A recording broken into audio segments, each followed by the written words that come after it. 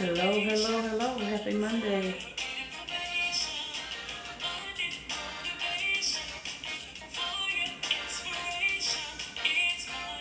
As you're joining, say hello to me so I know you're there. Say hello to me.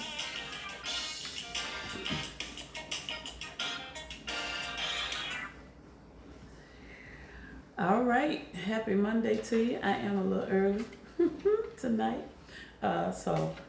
For those of you who may be joining, definitely hit your share uh, and invite someone else to join tonight. So I'm on a couple of different platforms tonight. So you'll see me kind of scanning back and forth. So that's what's happening with that. Hope you had a good Monday, and you're keeping dry and everything's good. I want to talk about some practical stuff.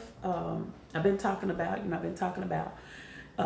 thinking, the process of thinking and that kind of thing. And I just want to kind of throw around some things tonight. So definitely, for those of you who are tuning in, feel free to comment and share your thoughts. And I want to try to catch those as we go, and just kind of get a take on where you are. We're into the second month of 2020 already, and many of us, of course, have established goals, and we've established things that we're going to do for the year. And that requires a process. That requires us, being in tune with whatever the revelation is that we've gotten for the year, for whatever it is we want to be working toward, whatever our goals are, whatever those end results are. And so what I like to call it is, of course, the revelations that we've gotten in our prayer time, in our process of goal setting, and meditation, or whatever you may want to call it, whatever your process is. Well, that's not the end of the process. Once you get it and you set a goal and everything, you got to get to manifestation. You've got to get to the end result. So how do you get there?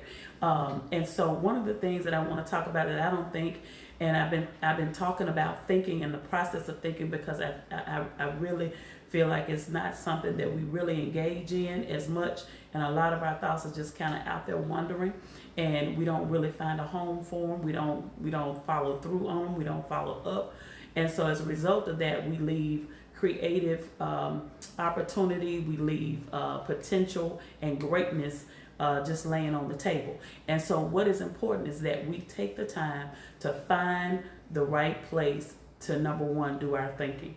And so I want to talk through some things. Definitely, as you're coming on, good evening to those of you who are joining.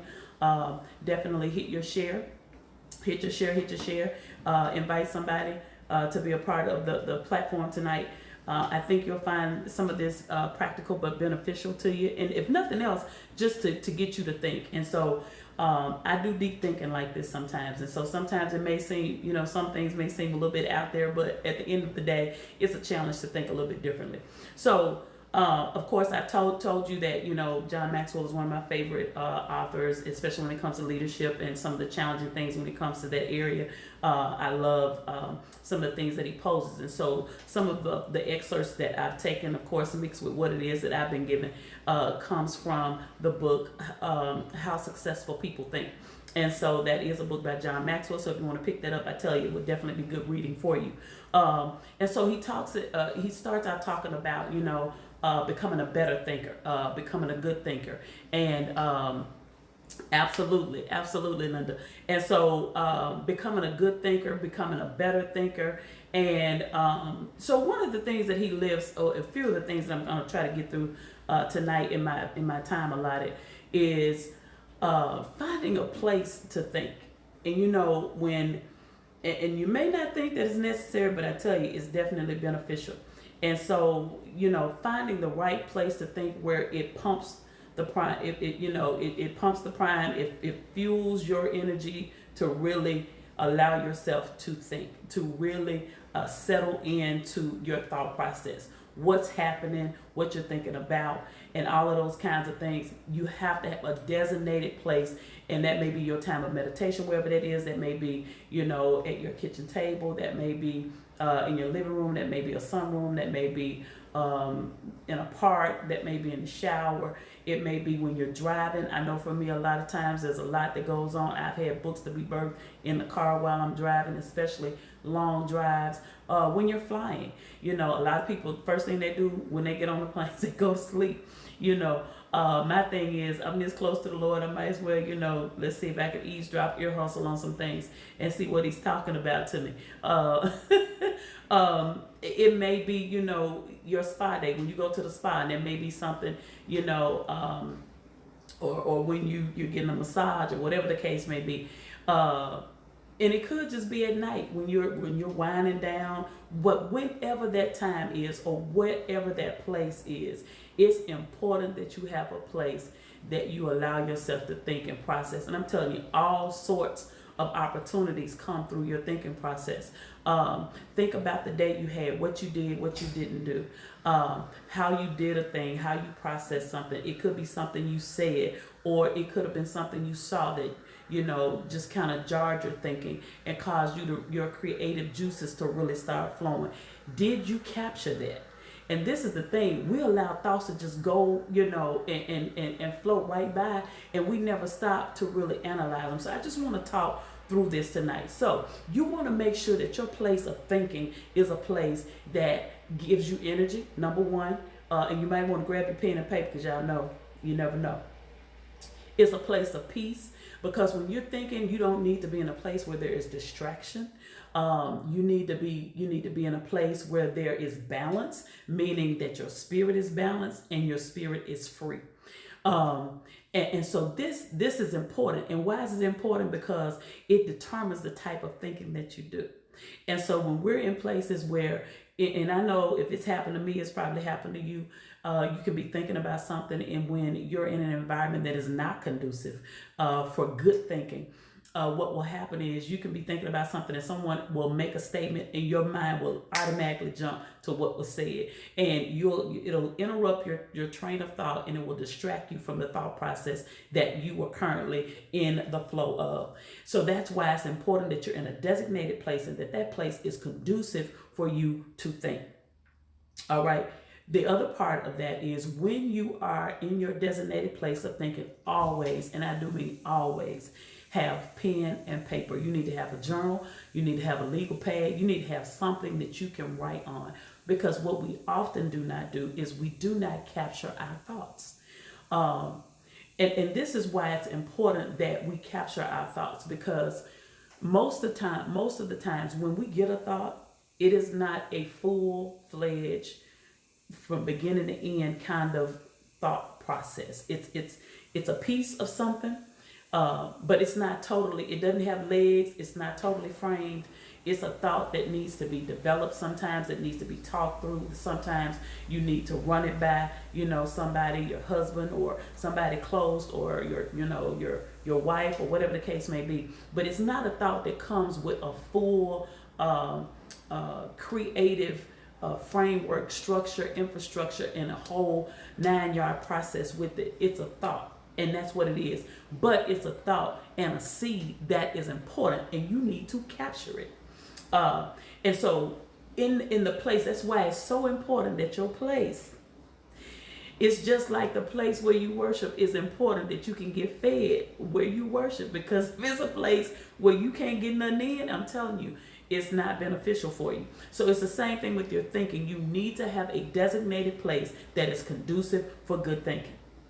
Okay, y'all get that? Make sure you're sharing that tonight. Make sure you're sharing tonight, because we want to hope tonight. We want to hope you, and we want to hope somebody else. So make sure you hit your share. So we got a designated place for our thinking, because that's important. And then you want to make sure, like I said, that it's a place where your energy, it fuels your energy. It's a place of peace. And then it's a place that you're balanced, so your spirit is free, because you want to be free to think how you need to think. And not only that, you want to capture your thoughts. All right. Then y'all see, I want to make sure I didn't miss no important points tonight. Then once you find your designated place for your thinking to be free to have the right energy, where it's peaceful, where you have balance in your thinking. You want to make sure it's also a place that shapes your thinking. Because like I said, rarely do thoughts come fully formed with structure, infrastructure, the whole 9 yards, and it's completely worked out. 9 times out of 10, it's a fragmented thought. It is something that jars our creativity. And so it's up to us to make sure that we follow up and we follow through on the thoughts that God drops into our spirit. So we want to shape those thoughts and make sure that the place where we've designated to think is also a place that can help to shape our thoughts, because we want to bring substance to the thoughts that are given to us and to the things that flow through our mind, because we need, number one, when we take the time to shape the thinking, we want to get some clarity to it. What do I mean by that?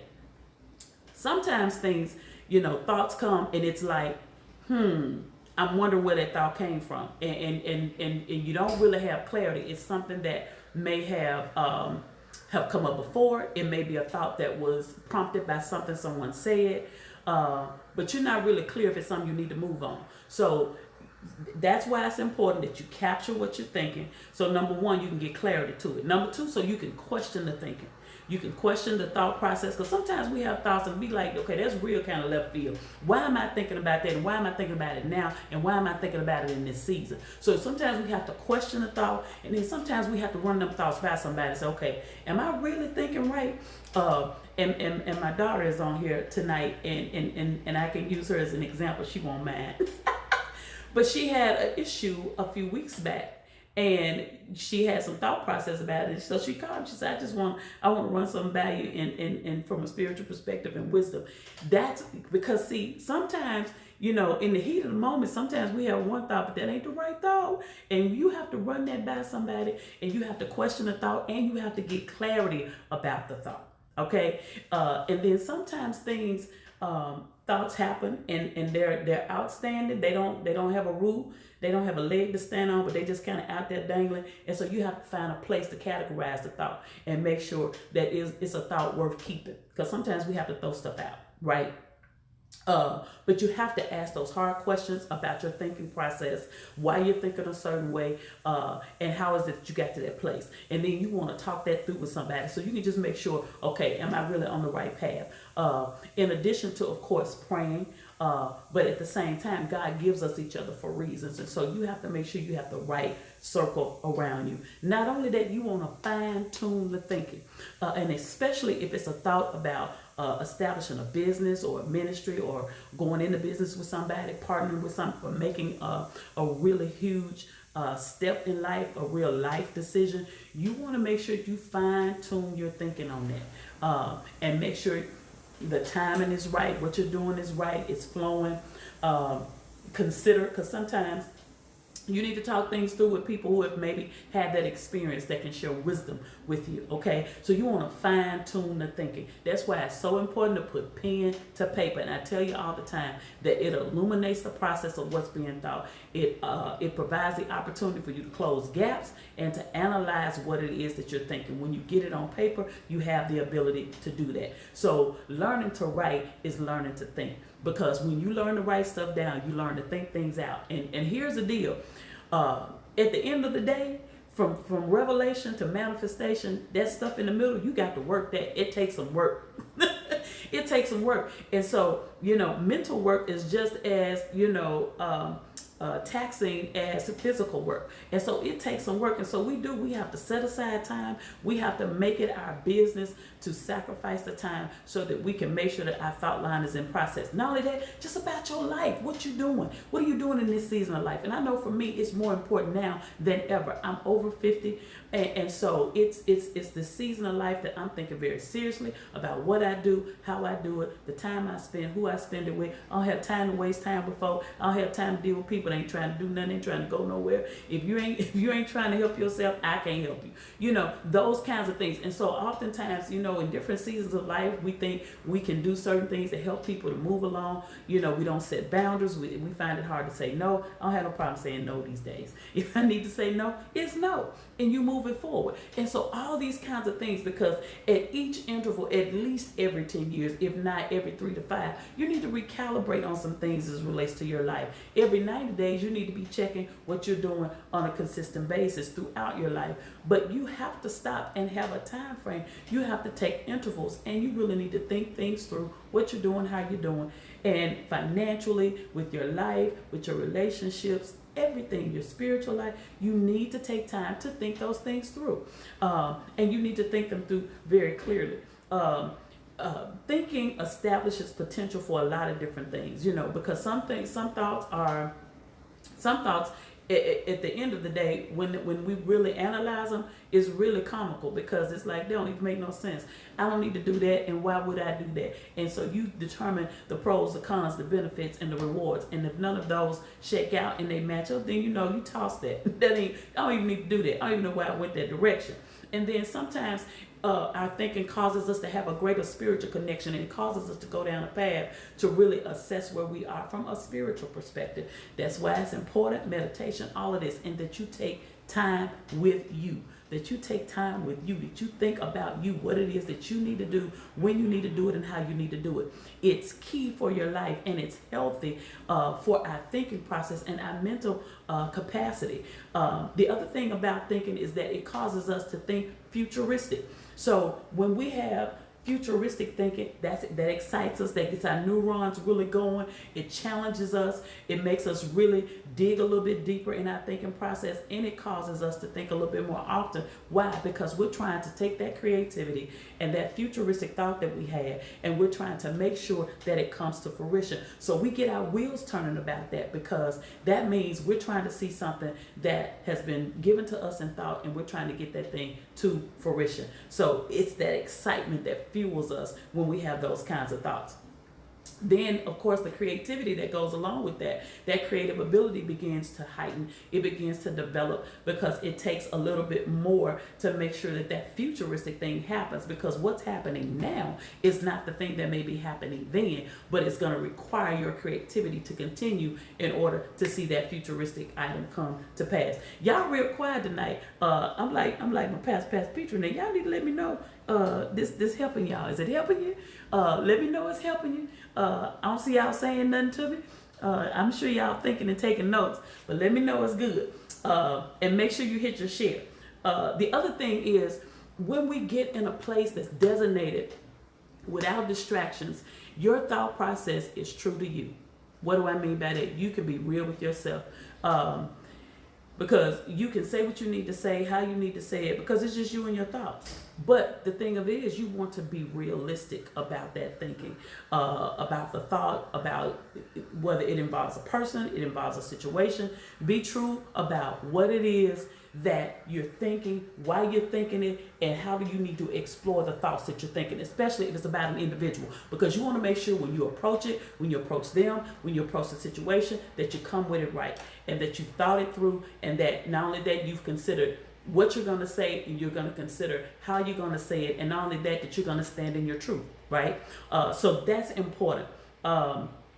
And then the passion about what it is that that really gives us a fuel as well. When it's something that we're passionate about, when we get to a process of thinking things through, and we get to that level that our passion begins to draw on a thing, it connects with our creativity, it connects with our futuristic thinking, and it connects with our spiritual thinking. So as a result of all of that, then you see some change start to happen in your life, because you're yielding time and you're giving time to the things that are important to you, and you're thinking those things through. And I mean, all the way down the line, you'll find that it's beneficial for you. So once you have a designated place, and then this place is a place that can help to shape your thoughts, you want to make sure that you also stretch your thoughts. So in other words, once you get to that point and you capture those things that need to have some work done on them, meaning you capture the thoughts that you had, and these are things that I really need to work on. I need to run, by my think tank, or, my group, my circle, or whatever. whoever that is. These are some things I want to run by somebody and just get some wisdom on them. I want to see, what you're thinking. Am I on the right path? That kind of thing. And listen, ain't nothing wrong with that. As a matter of fact, it's wise that we do it. I have people that I bounce things off of. What are you thinking about this? What you think about this? This is what I'm thinking. Because at the end of the day, we have each other for a reason. Okay, so it's important. And so if you stop at just a designated thought and shaping your thoughts, and you don't pursue those thoughts any further, that's where we miss greatness right there. And here's the deal. I was in a session last week, and I think I may have mentioned this early on in another platform. I can't remember now. But anyway, the point was, at the end of that, we had a question that we had to answer, and then we had to say, what was our what if? And what if we did this? What if we did that? And thinking about the results. And so for me, my what if was, what if I take more risks this year? What if I take more risks? Because for some of us, we're stuck in a place, we're stuck in our thinking, and we're stuck in our economic status, and we're stuck in our place of living and life because we are afraid to move from what is comfortable. And so my what if was, what if I take more risks? Now, for me, I've started to take risks some years ago. But at the end of the day, if I want to go higher and I want to do more, I got to take more risks, and I got to take risks that are greater. So my what if was, what if I take more risks? And so think about that for you tonight. What's your what if? What if you what? What if you thought on a different level? What if you allowed yourself to dream? What if, what is your what if? And then begin to pursue that. And then as you begin to think those things through, then you want to capture the thoughts, and then you want to make sure that you stretch yourself in that thinking process. Because it's all about expanding those thoughts and allowing your ideas to come to full fruition, to greatness, and that potential to going from a seed to the solution. So the thought and the revelation come into manifestation and a solution to what it was that you thought about. Okay, so that's your thoughts, your ideas come into full maturity, full maturation, and that's where you want to land. Because if it just remains an idea, you're not help yourself, and you've not helped anybody else. And the other part of that is the greatest fulfillment of the idea and the thought you were given is to have full impact. And if you don't do anything else with it besides the thought, so that means it's one of those outstanding thoughts out there, then that means it has not fully impacted the way it could have. And that's where you want to land. You want to impact to the greatest degree, to the highest level. So one of the things that I want to kind of leave you with, and that is to think about how all the different types of thinking play together, and it comes to a point of enduring greatness. Because as we mature, as we move forward in life, and we think about the different areas and the different things that we have to think through and process, there's so many different things, so many different seasons of life, so many areas that we have to manage as individuals in our thought process. This is important that we learn about these different types of thinking and how to categorize them, and know when we're having certain thoughts, what are these thoughts, kind of where are they, where just kind of land, where do they land, what is this thought about, and where does this thought land, well, where do I put this thought? So I'm going to suggest that you draw a box of about, let me see how many I got, 1 2 3 4 5 6 7 8. So if you draw a box with 8, a big box, draw a line down the middle, and then let's have about 3 lines there that give you about 8 boxes. So that way, when you're thinking, and this is just for those of you who really want to analyze your thinking and where you are and what you're doing, when you have these thoughts, you kind of categorize them. And what kind of thought is this? So the first thought, or types of thinking, let's do types of thinking, okay, is wisdom of big picture thinking. Wisdom of big picture thinking. So the wisdom of big picture thinking, that gives you something to aspire to. So you're not thinking small, you're thinking about the big picture. Okay, so if you're gonna, for instance, and I always use a house as an example. So if you're in an apartment, or if you're in a rental, or whatever the case may be, but you want to own. So the big picture is to own a home. All right. Well, you got some other thinking that's gonna go before you get to that big picture. But there's wisdom in that. So because it gives you something to aspire for, it gives you something to really set goals for, and get your thinking together. Because in order to get to that big picture of the house, you got some other stuff that's going to happen along the way. That's going to help you to develop. That's going to help you to grow. That's going to help you to be better. Your finances to be better. Credit to be better. All this other stuff is going to shape you in some other ways. Then you have the potential of focused thinking. Okay, so that's number 2, the potential of focused thinking. Because when you're focused on the thing, that helps you to really, compartmentalize and get a certain thing done. So you need focused thinking for certain, things in life. So there's potential in this. What's the potential of focused thinking?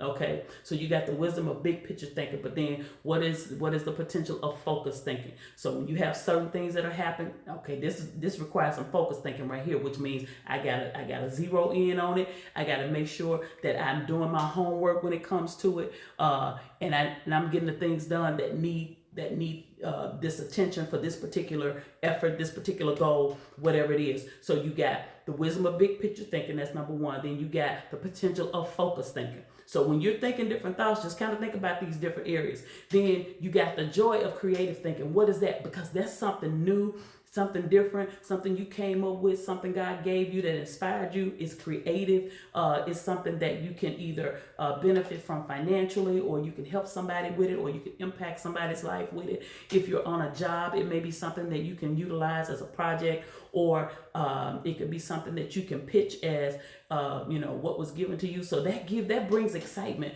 when you have those creative juices flowing. Okay, so the joy of creative thinking. Then number 4, you got the importance of realistic thinking.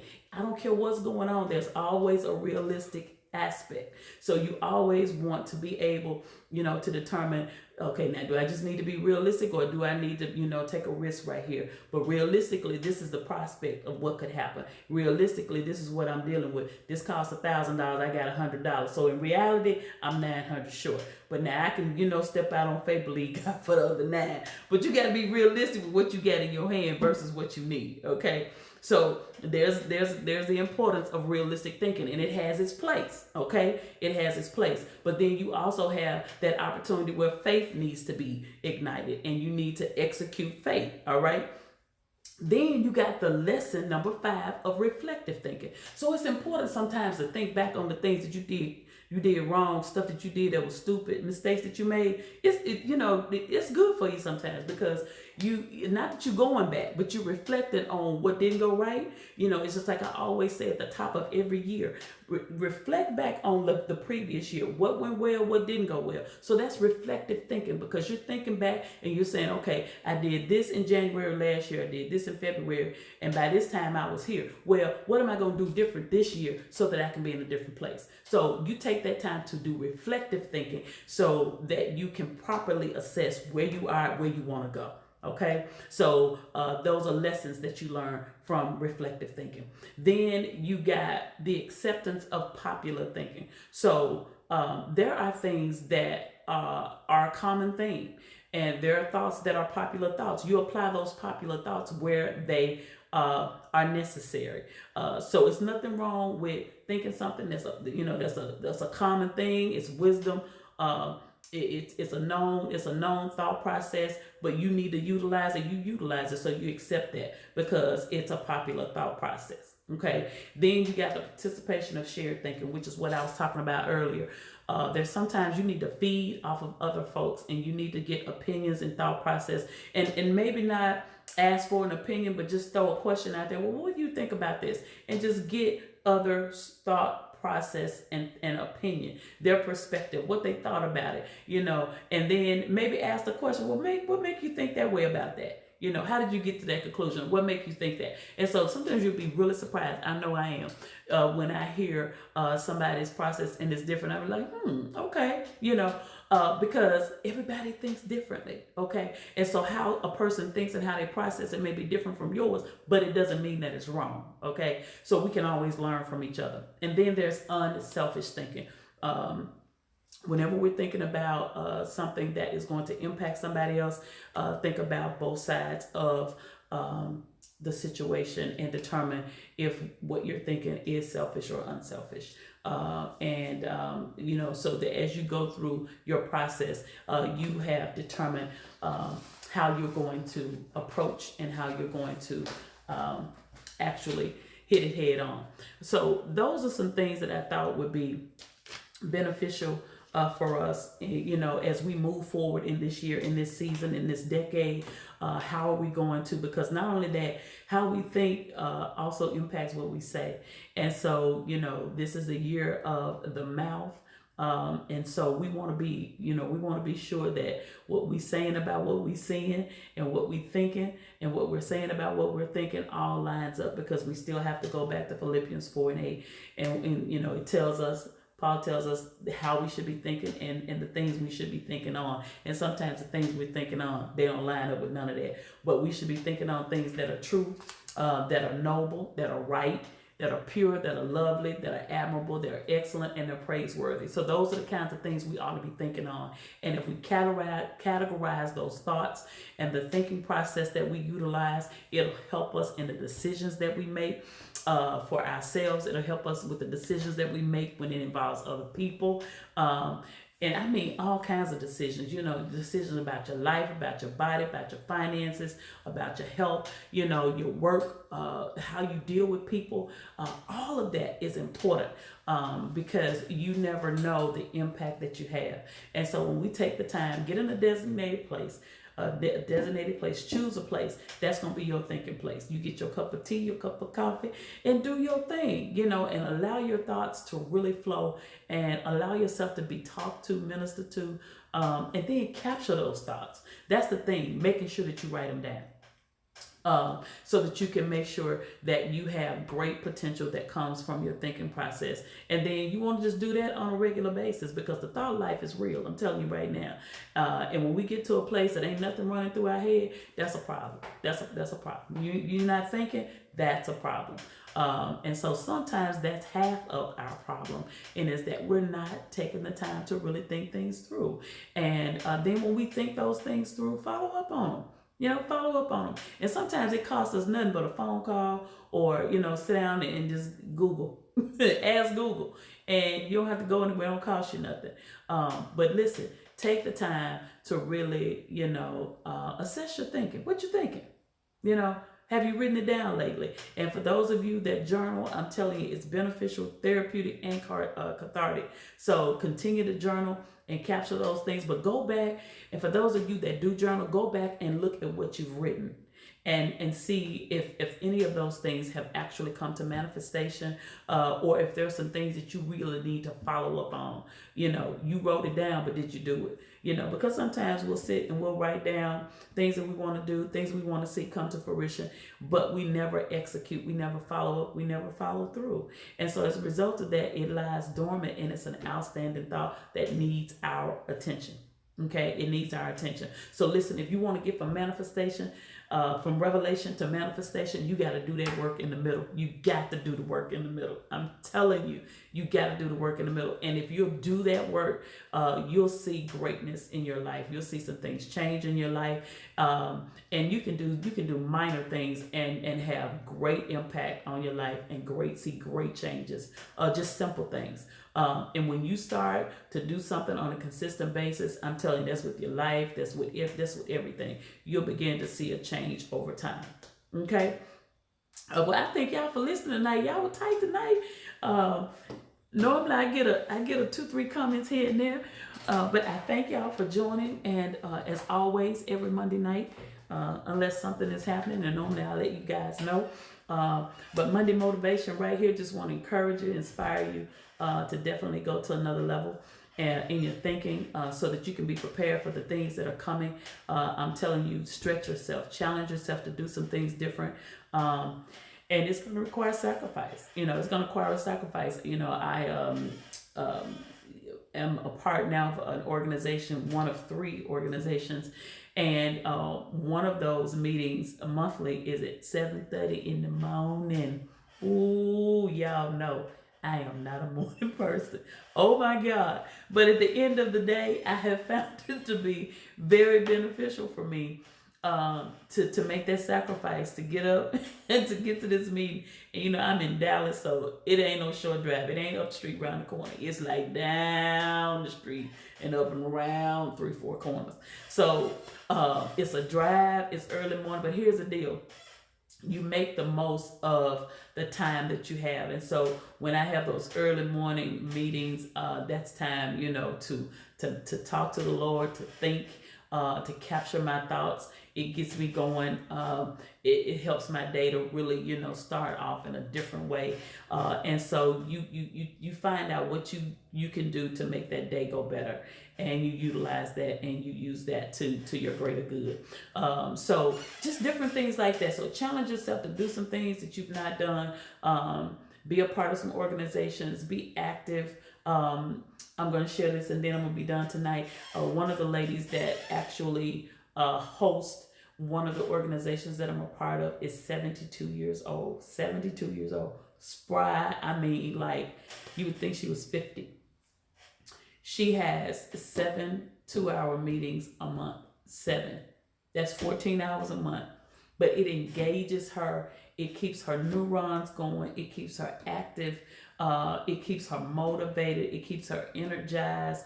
She's in the community. She's surrounded by community, because these are meetings that involve the community and different groups. And so I said that to say, make sure you're engaged in something. Make sure you're a part of something greater than yourself, something that you can be a part of, that you can share with. And it's good to be a part of your church and do things with your ministry, but also in the community, because we can learn so much from different cultures and different thought processes, and just different things, different activities. I went to a gospel meets jazz event last night. Very different, had not been to one. And of course it won't be my last time, but it was really, really interesting and actually enjoyed it. And so just, take the time to see what else can I do? What else is happening? What else is there? What other opportunities are there for me to get engaged with and do something meaningful that will impact, other people's lives, but it'll also help me to grow and help me to develop as an individual. Okay, so do that. We can do that. Check it out and see, and find out what's out there, what's going on. All right. Okay. So about 5 minutes, and I'm gonna wrap it up. But want to invite you all that are not a part of the Word Challenge group, talking about the Song of Solomon this month. So this week is chapter 3 and 4. Y'all want to get in there? I'm telling you, it's good. It's good. So definitely check it out. If you're not a part of the Word Challenge group, you can go to just on Facebook and you can request to be a part of that group. There may be someone in there that can just invite you in if you want to be a part. Just jump over there. And so we just randomly, whatever day you're going to read your chapter and share your thought process. And, I'm really just loving the study of it. And of course, this is Love Month. And just, how God loves us so very deeply, unconditionally. And so I talked about the rose of Sharon and the lily in the valley. So if you're part of the group and you haven't read that, you want to go read that. You want to go read that post. And then, of course, from chapter 1. So definitely go back and check that out. And what love is and what love is not. And what the love of Christ is and what the love of Christ is not. And so go check that out. And if all is well, then I will definitely look forward to seeing you guys next Monday on Monday Motivation, right here, same time, same place. Listen, share this with somebody. I hope it'll be beneficial to you, and I hope it's caused you to just think about how you handle your thought process. If you don't have a designated place, find one. Some of you may walk in the mornings in the park or whatever the case may be, or go drive. I used to love to go drive and just sit by, a water fountain or a lake or something like that, and just love the water, such serenity. But whatever that place is, wherever that place is, it just may be somewhere sitting on a bench with a cup of coffee. But at the end of the day, make sure you find a designated place. And when you find your designated place, make that a consistent thing. And when you're in your designated place for thinking, make sure you're capturing your thoughts so that they can be impactful and they can grow and they land in the place they need to land to be a blessing to somebody. Not only that, but to bring greatness in your life. All right. Well, look, y'all have a good week, and I'll see y'all back here next Monday for Monday Motivation. Make sure you hit your share now. Y'all have a good night.